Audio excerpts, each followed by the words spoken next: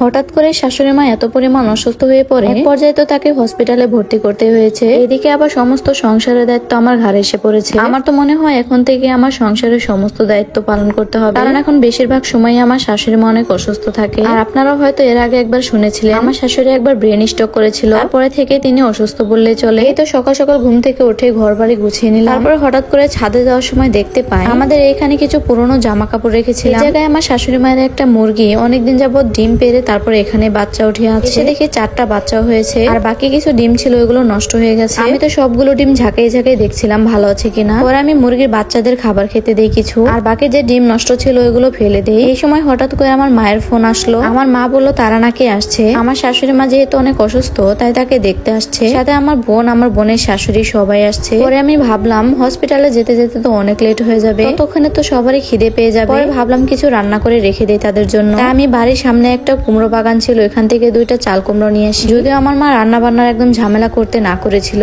কারণ একটা বাচ্চা নিয়ে রান্না বান্না করতে একটু ঝামেলাই হয়। তারপরেও রান্না করতে চলে আসলাম, ভেবেছি দুপুরে রান্না বান্না করে খেয়ে দিয়ে তারপরে যাব হসপিটালে, আর ওদের সাথে যে আমিও দেখে আসবো। এখানে আমার শ্বশুর আবার কিছুদিন আগে একটা মাছ এনেছিল অনেক বড়। ওই মাছগুলো এভাবে পিস পিস করে রেখে দিয়েছিল, ছোট ছোট টুকরা করে রাখা হয়নি, যার কারণে আমি বের করে এবার ছোট ছোট করে টুকরা করে নিচ্ছি। কিছুদিন আগে এই মাছটা আমার শাশুড়ি মাই কেটেছে, তখনও কিন্তু ভালো ছিল তিনি। এবার বলি তার কি হয়েছে। ব্রেন স্ট্রোকের অপারেশন করার পর থেকে তার ডায়াবেটিস ধরা পড়ে, আর কয়েক মাস যাবত তার ডায়াবেটিস নিয়ন্ত্রণে নেই, মানে অনেক পরিমাণ ডায়াবেটিস বেড়ে গেছে, যার কারণে এটা কিডনিতে এফেক্ট করেছে। এতে কিডনিতে একটা প্রবলেম দেখা গিয়েছে, যার কারণে হসপিটালে ভর্তি করে রাখা হয়েছে। একদম যখন সুস্থ হয়ে যাবে তখনই ছাড়বে ডক্টররা, তার আগে নাকি হসপিটাল থেকে ছাড়বে না। একটু আগে বলছিলাম না বাচ্চা কাচ্চা নিয়ে রান্না বান্না করতে একটু ঝামেলাই হয়। এই যে দেখুন এটাই হচ্ছে তার ঝামেলা। আমি এই পাশ দিয়ে সবকিছু রেডি করছিলাম, আর পেছন থেকে আমার ছেলে সে তো আমাকে অনেক মারছিল। সে নাকি এখন ঘুমাবে, যার কারণে তার সাথে শুয়ে থাকতে বলছিল, আর অনেক জোরে জোরে মারছিল। আমি তো ব্যথায় পাচ্ছিলাম। পরে ওকে কার্টন দিয়ে রেখে এসে আমি মাছ ধুতে চলে আসলাম। মাছগুলো আমি ভালোভাবে ধুয়ে নিচ্ছিলাম। যতক্ষণ না মাছগুলো ভালোভাবে পরিষ্কার হয়ে যায় ততক্ষণ ধুয়ে নেব,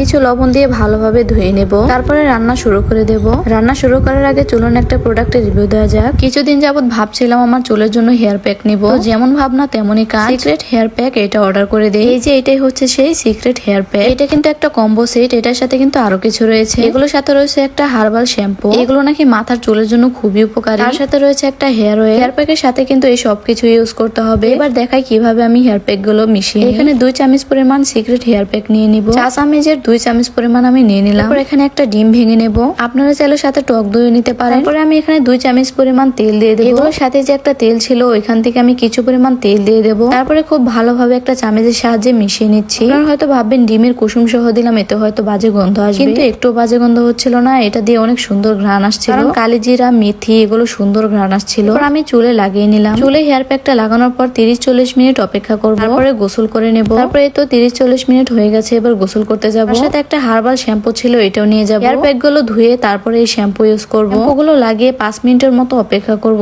তারপরে শ্যাম্পু করে নেব। যাই হোক, এবার বলে এই প্রোডাক্ট গুলো আমি কোন পেজ থেকে নিয়েছি। এগুলো আমি organic.com পেজ থেকে নিয়েছি, সাথে তাদের হোয়াটসঅ্যাপ নাম্বারও দিয়ে দিলাম। যাই হোক, এবার রান্না বান্না শুরু করে দেব। প্রথমে কড়াইতে তেল দিয়ে গরম করে নিচ্ছি, সাথে এখানে মাছ ভাজার জন্য হলুদ, মরিচ, লবণ এগুলো দিয়ে মিশিয়ে নিচ্ছিলাম। তারপরে তেল যখন গরম হয়ে আসবে তখন আমি মাছগুলো ভেজে নেব। মাছ ভাজতে আমার অনেক ভয় লাগে, কারণ আমি যেদিনই মাছ ভাজবো সেদিন মুখে একটু হলেও তেল ছিটতে আসবে, এটা আমার রেগুলার রুটিন। তারপরে এই যে মাছগুলো হালকা করে ভেজে এবার নামিয়ে নিচ্ছি। যেহেতু রান্না করব তাই হালকা করে ভেজে নেব। এবার সবগুলো মাছই নামিয়ে নিচ্ছিলাম। এরপর মাছ ভাজা তেলের মধ্যে পেঁয়াজ গুলো দিয়ে দিলাম। পেঁয়াজ দিয়ে এবার নাড়াচাড়া করে একটু ভেজে নেব। সাথে যে কাঁচামরিচ কেটে রেখেছিলাম ওইগুলো দিয়ে দিলাম। এরপর মনে হলো একটু তেল কম হয়ে গেছে, তাই আমি আবারও তেল দিয়ে দিলাম। এবার নাড়াচাড়া করে একটু ভেজে নেব। এরপর মাছের অল্প একটু তেল হয়েছিল ওইগুলো দিয়ে দিলাম। তেলগুলো দিয়ে এবার পেঁয়াজ দিয়ে ভেজে নেব। এতে কিন্তু মাছের তেল থেকে আরো তেল বের হয়ে আসবে। তারপর এখানে দিয়ে দেবো কিছু জিরে দিয়ে এবার নাড়াচাড়া করে আবার ভেজে নেব। এরপর দিয়ে দেবো এখানে আদা বাটা, রসুন বাটা একসাথে মেশানো ছিল। কিছু পরিমাণ আদা বাটা, রসুন বাটা দিয়ে এবার ভেজে নেব কিছুক্ষণ। এরপর পানি দিয়ে দেবো। পানি দেওয়ার পর এখানে একে একে সবগুলো মশলা দিয়ে কষিয়ে নেব। হলুদ গুঁড়ো, মরিচ গুঁড়ো, ধনিয়া গুঁড়ো, সাথে দিয়ে দেবো পরিমাণ মতো লবণ, এগুলো দিয়ে কষিয়ে নেব। এবার মশলাগুলো যখন কষানো হয়ে যাবে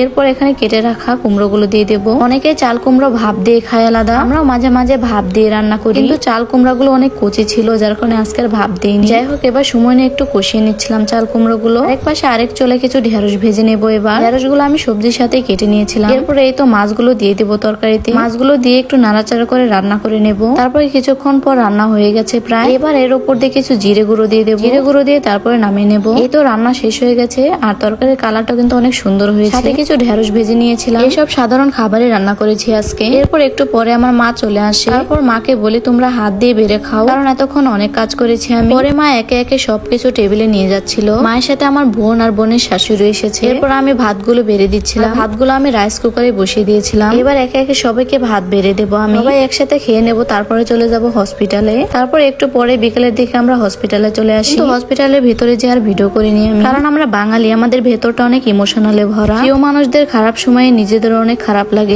তখন আর ভিডিও করা আসে না। যাই হোক, আজকের ভিডিওটি এই পর্যন্ত। সবাই ভালো থাকবেন।